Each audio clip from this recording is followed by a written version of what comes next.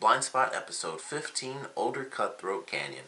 I like this one because of the action in this episode and the amount of tension that they actually put into this one. I think was actually really good because it was a huge connection to Jane's past. It was a lot of Jane without the team, so we got to see Jane and Oscar together throughout this episode.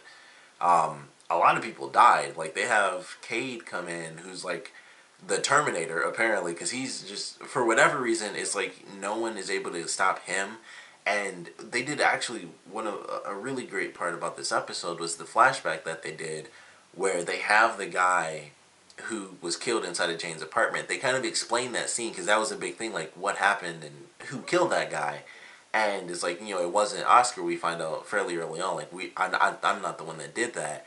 And we find out in the flashback that it was Cade, and he was trying to kill Jane because basically she kind of pushed him outside of the group, and he was super mad about that. So his thing has always been revenge, and he was trying to kill her, but unfortunately he kills the other guy off, and Oscar wasn't able to stop him then.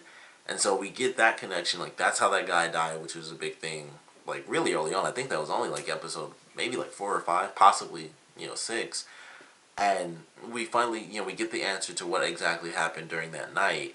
And then Cade ends up killing yet another character off. And like all these people, we get these, new flashbacks where Jane is at like the campfire and stuff. And I believe we may have had that scene before where it was like her remembering Oscar or something. But it's a scene and they're all just laughing, and it's like everybody's just buddies and just hanging out, at a campfire. And then Cade's just like the guy who's not having fun. And that, I think that was probably one of my favorite things about this flashback is it wasn't like, oh, these are just random moments of Jane training or anything like that, or glimpses of stuff. It was just her having this memory, even though she doesn't remember everything. It was her having this memory of camaraderie with these guys. And then, thinking back to when Cade killed the guy that was in her apartment, and then the other guy that dies in this episode, like after he helps him out and everything, he gets shot, and unfortunately he dies. Because I thought, oh, he'll get shot, but he'll survive. And unfortunately, they killed him off just in this episode already. And I was like, man, he's killing people. They talk about, I think, maybe 2 other people he tortured and killed, or at least one other person Cade found and tortured them. We get introduced to the character Hobbs, who, unless I completely missed a scene with his introduction before, he gets introduced in this episode as kind of like the hub that everybody calls with, the random code phrases and stuff. So I thought that was cool, just a little bit of building whatever this secret world is. It's world building, but it's, of course, really hard to call it that because they keep it as such a big mystery for the show. But, we get introduced to Hobbs and how he's kind of the central hub of information for all these different people in this organization.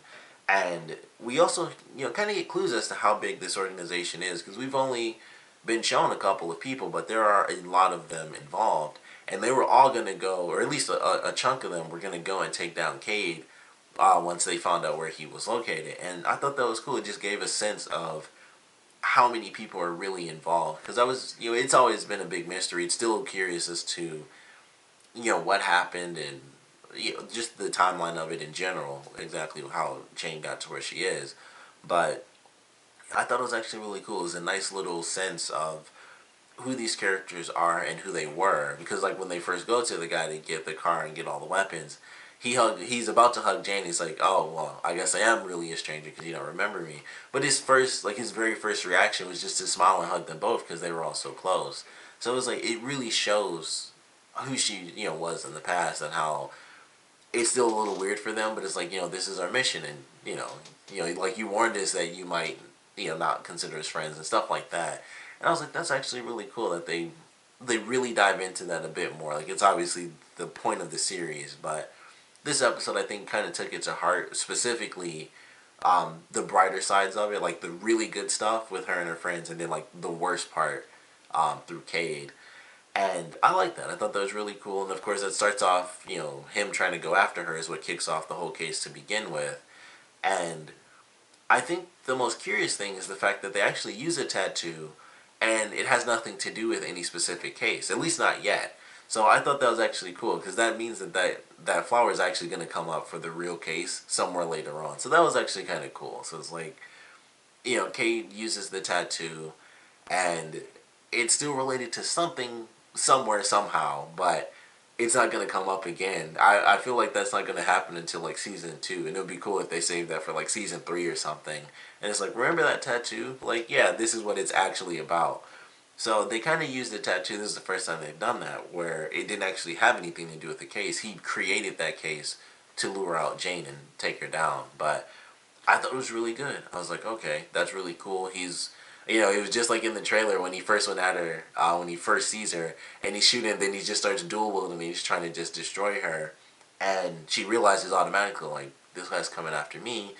Weller gets knocked out in the beginning, which of course I think we all knew he wasn't gonna die, but he was a lot more wounded than I thought. I was like, oh, he got knocked unconscious, but that opening scene, I don't think they've had the blood in the promo, so I think it was, they did the like CG blood, or maybe they CG'd it out.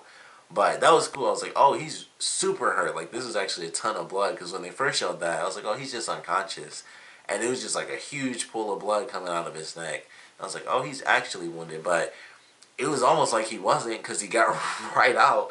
I was like, no, they're going after Jane, and it's our team, and that's pretty much it. So I was like, okay, despite him being super wounded, it was almost like nothing. It was like a normal episode for him, except he kept doing this because he was bleeding. But I like that he was at least out of commission a little bit. And once they do, the second part of the mission where Kate goes after Jane, that's kind of what allows her to take off, because they would have been split up evenly, I'm sure. And it would have been something else, like, and maybe it could have gone the same way, considering how the mission first played out with Jane getting shot, and then Reed, you know, going over there to check on them anyway. He probably would have done that even if Waller was with Zapata, because that's how they would have been split up. But I like that. I thought it was a cool concept. She's able to take off. The team's really worried about her. Weller, he really freaks out at the end. It's like, I lost you before. I thought I lost you again. And I just enjoyed that. I thought it was really good. We, of course, have Reed early on in this episode having to deal with the weird kidnapping thing that happened to him. And based on exactly what happened there, of course, that wasn't Cade, because I'm assuming, despite the fact that he was clearly going after Jane specifically, I don't think he really gives that much of a crap about anybody else. It's Jane and Oscar specifically. It's like he wants Oscar for very specific revenge, because he blames Oscar for the death of someone he cared about. And of course, Jane is like the person that Oscar cares about. So it's like those two people, but I feel like he doesn't give a crap about anyone else within that organization. It's just, oh, you help them, so I'm gonna shoot you and then just kill them. And I'm sure it's kind of like whoever else he can take down, he probably will. But clearly his revenge was specific to Oscar and Jane. So whoever kidnapped Reed, which I assume was Oscar early on in the episode, they don't want him getting too close. It could have been someone else as well, because Oscar was the one that was in the car, but it could have really been anyone that knew. I'm just assuming it was Oscar because he's the actor that they have, so they probably just have him doing it. But I like that. I was like, now he's kind of in the same area as Zapata, where it's just blackmail after blackmail, situation. So unfortunately, at the end of this episode, he's like, he realizes he cares too much about Weller's sister, and he has to break up with her. It's like, I don't love you and stuff like that, and he takes off because he's freaking out. And he has to completely lie about everything that's going on with Jane to Mayfair, because she gets mad at him early on, because it's like, you got me here, at the break of dawn to tell me you got nothing. It's like, oh, I jumped the gun and stuff. And so now he doesn't believe, that Jane is involved in everything. And I just don't know where that's going to go. I mean, he's kind of blocked into a corner, and that's, of course, why he breaks up with her at the end. But I just don't know where that's going to go, because, I thought he said team. He could have said, like, loved ones or something, but I thought he specifically said, like, if you don't give this up, members of your team will get hurt or killed. But I could be wrong. I could have misheard that or something like that. But either way, he's got people he cares about, whether he's in a relationship or not. They're in danger. So I don't know where they're going to be taking this sort of blackmail. I'm sure he'll be trying to do it on his own, maybe, and not going to anyone for help, which I don't know how he managed to pull that off. But I'm assuming that's what he's going to try to do, at least a little bit. Maybe go to Patterson, because she'd probably have like one of the most secure ways to get extra info. But he's kind of trapped now, and I don't know where they're taking it, but I'm excited to see. So looking forward to that. like I said, the action in this episode was actually pretty good. You know, it's just a lot of crazy shootouts. You know, first thing is a bomb. They have like a little shootout at the end, or after that, they actually blow up a door, which I thought was interesting. Really funny joke. When Weller was like, yeah, "That's hollow," and he shoots that little hole, and he's like, "Oh wow, you think we can fit through that?" I thought that was actually a really funny joke. But they have some really cool action scenes in there. Um, Oscar totally fails at killing Kate at the end, which kind of annoyed me a little bit because I'm like, he didn't like make sure he died. He just, you know, like you assume when you tackle someone over to make sure you don't get busted and stuff like that. You would think he was making sure, like, all right, he's been shot in the stomach. I'm gonna get him, or he was like, yeah, I think he shot. Yeah, he's shot in the stomach. I'm gonna, get him. Maybe do a little chokehold under the water, something. I don't know, but it was just like nothing. Like, yeah, he's dead. Whatever. And I really thought that was it because it just made sense. Like, yeah, he died. He tackled him over, the boat into the water. He'd make sure he was dead. And then they have the scene where this random agent or whatever is in a car, and here comes Cade. He just pulls him out and he drives off like it's Grand Theft Auto. And I was like, all right, I guess he didn't even remotely try to check to see if this guy was dead. Like, I understand though, someone shot in the stomach and then you tackle them, you would probably assume they'd be really weak, but at the same time, they all have like crazy super training, so I wouldn't exactly feel that way. But yeah, I was surprised that they did that. I'm not mad that they did. It seemed kind of stupid, for the character of Oscar. Like, he didn't just check to see this guy was dead. But more than that, I'm actually happy that this guy's alive because he's a cool antagonist. Like I said, he was, especially with the ending scene. It was very like Terminator. Like, he's alive and he just like rips a dude out of a car and just takes off. So he still has his drive and this level of vengeance for both Oscar and Jane. And I'm looking forward to seeing that come back, which may or may not be this season. I feel like it won't be just because this is kind of like his introductory episode.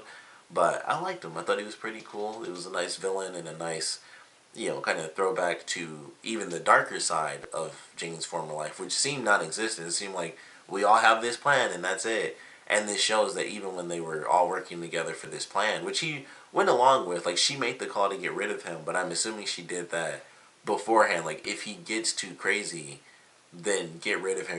And, maybe it was just specific that it was her idea. Plus, his revenge in general was based on Oscar, so that's why he was going after Jane, which clearly meant he didn't care that much about the plan after he kind of got kicked out. But I'm looking forward to what they do with his character and, where they're going to take that. Definitely excited to see what happens with Reed. Curious what's going to happen with Zapata because we didn't get any of, kind of her blackmail situation in this episode. But I'm looking forward to that. Definitely want to know what you guys thought about this episode, of course. So please comment below. Let me know your favorite parts, your least favorite parts. And because they focus way more on Jane's backstory in this episode than I feel they did any other episode. There's probably like one other episode where they really focused on it, and I think that was actually like the second episode where she was getting a lot of those memories from when she was training with the guy that had the beard. What memories do you guys want to see come up? I don't think I've ever actually asked that before, but what elements of her backstory do you want answered? Because there's a ton of stuff. For me personally, I think my biggest question I want answered is what happened when she was taken? Like, who took her, and what was going on when she was in that area with all those little kids that seemingly were all just stolen from their homes? I would love to know the answer to that. That's the biggest memory that I want revealed. But I definitely want to know what answers you guys want. Orion's, of course, a big one, so some people might want that more than the thing when she's a kid. But for me, with that being the way it starts, I want to know who started it. That's like my biggest question. Like, someone took her from her home for some reason. Like, she's just a random kid. It's not like she shows aptitude or anything. She was still a really young girl.